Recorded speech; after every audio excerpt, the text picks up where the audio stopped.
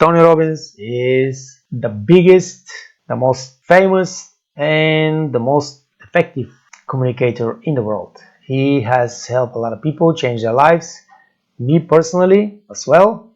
And I would like to introduce you to Tony Robbins. I will not only want you to introduce you to his strategies for effective communication, I want you also to introduce you to the person.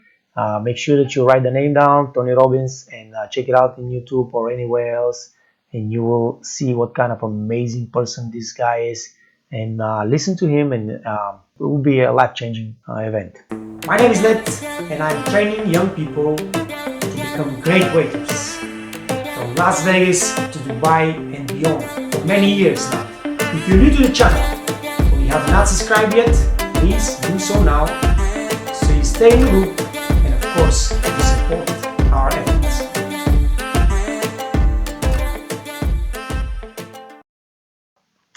So, Tony Robbins talk about rapport building.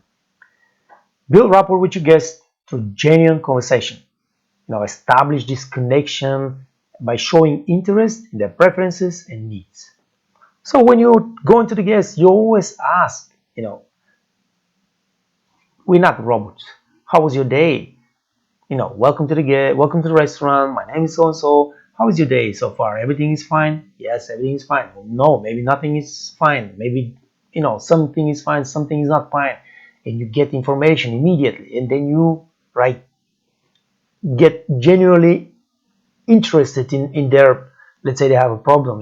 Like maybe we can help with this, and maybe we can help with that. Whatever it is, but you are just genuine into the conversation with the guest. You establish this personal relationship from the first moment you go there to greet them and to present the menu, and that's how you build rapport. You show your desire to serve them.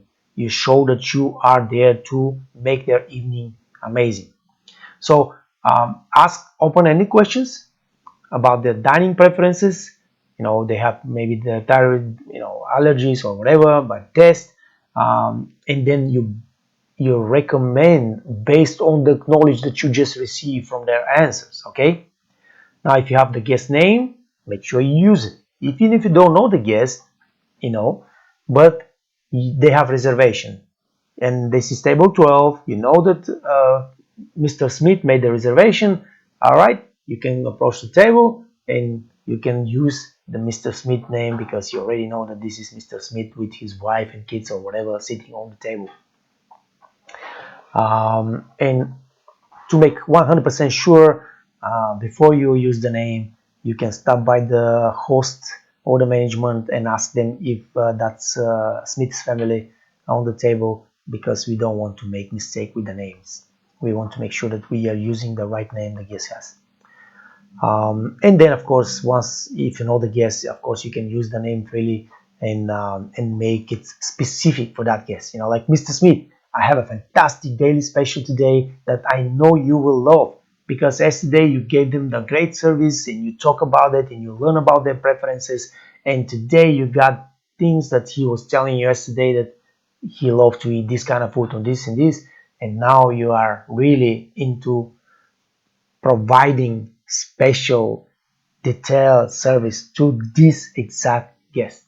All right, and don't forget, guys, if the guest goes with your suggestion, you always compliment it. Great choice, sir. This is one of the best wines you could order in our restaurant. All right, that's just automatic. They go with your choice. You tell them it's a great choice. You compliment them. You tell them that they're gonna love it, and that's it. Strategy number 2, active listening. Now, communication is not only talking, guys. Communication is listening, and active listening means that you not only listen, but you also hear, and you pick up the little clues that the guests give you while they're describing their day or whatever they're describing. You pick up the little clues, and then you make a suggestion or whatever you do further on the line based on the information the guest just gave you.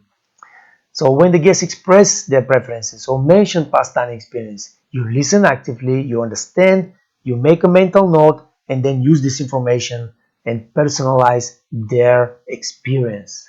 All right, that's what active listening means. Strategy number 3, the power of influence. All right, we have to guide our guests, to the certain choices without pressure.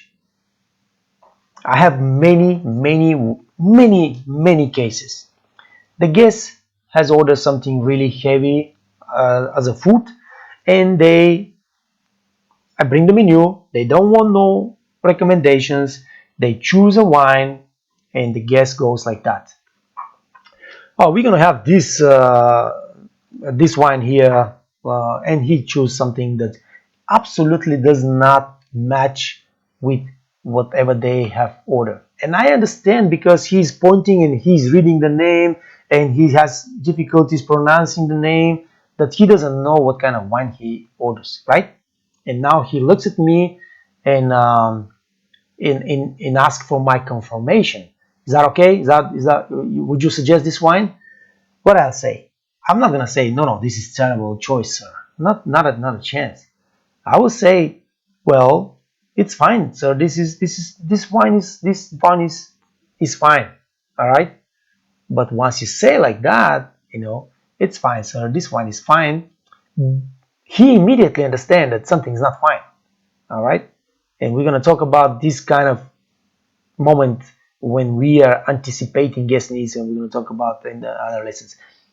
But immediately he understands it's not fine. So I'll go directly and say, but based on what you have for dinner, I will probably choose something more full body, something more intense to match better with your food. And if I was the one that is choosing the wine, I would probably go for the Chianti Reserva instead of the Chianti Classico. That's what I'm gonna say. All right.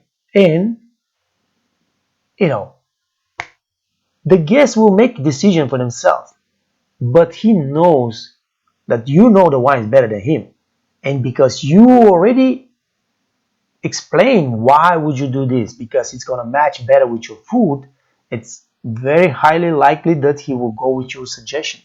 All right, that's how we do it. We guide the guy with the guest. We guide them without putting pressure on them, without telling them that they are wrong or whatever. Is this, I choose this wine, is that fine? Yes, sir, this wine is fine.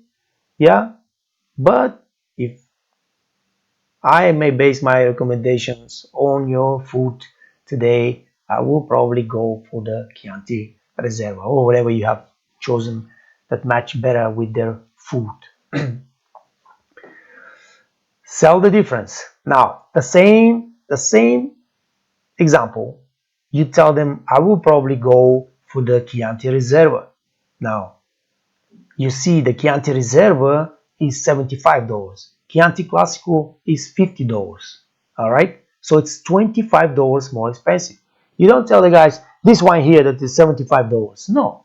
You tell them it's $25 more, but matches so much better with your food, and I know that you will be enjoying it way better. And that's a strategy. We use the difference. If one thing is $10 and we try to upsell to 15, we say it's $5 more. But of course, it's 3 times more pleasant or 3 times more tasty or whatever it is. It matches 3 times better with your food.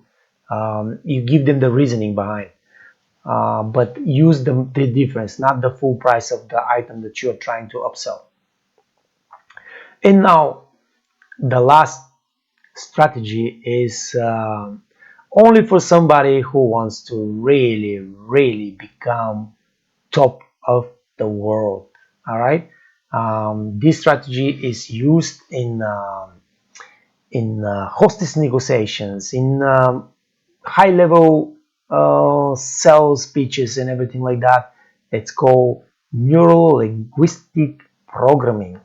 And what that means is a technique, to understand and mirror the guest communication styles. You know, Guests come from different countries. They have different habits. They have different, language um, expressions. And we as waiters, we observe our guests very carefully, and we try to mimic their gesticulations or use the style of language they have. For example, when you talk to the guests and let's say somebody tells you something and you tell something back, let's say a nice story. We're trying to sell the chef specials and you're telling the story about the Riccardo Pizzi, and you hear the lady says something like, "Oh, really?" All right. So now you, as a top selling waiter, that gives you the clue. All right. Oh, really? So the next time this lady tells you a story on her own, you can use this. Oh, really? That's very interesting. You use her words in her tone, and that makes the guest like they don't sense that most if they are not as well trained in the NLP, they're not gonna sense that at all. But this will just subconsciously create a much better, much warmer connection between you, and they will feel much more comfortable. All right. Or if let's say their gesticulations are when they're explaining something and they gesticulate, you can do the same gesticulation. That just don't go overboard with these things, guys. And this is just like a very seamless effort to mimic the guest gesticulations or style of speech. All right, it works. Uh, it's a science, and you can implement it if you really want to become a top waiter. Just make sure that you don't overuse it, guys. This is something that you have to use very carefully. Here at the Waiters Academy, we are committed to providing comprehensive professional training that put waiters in the top 10% of our industry and help small family-owned restaurants to compete with multi-million-dollar chains by providing the highest quality service to their guests.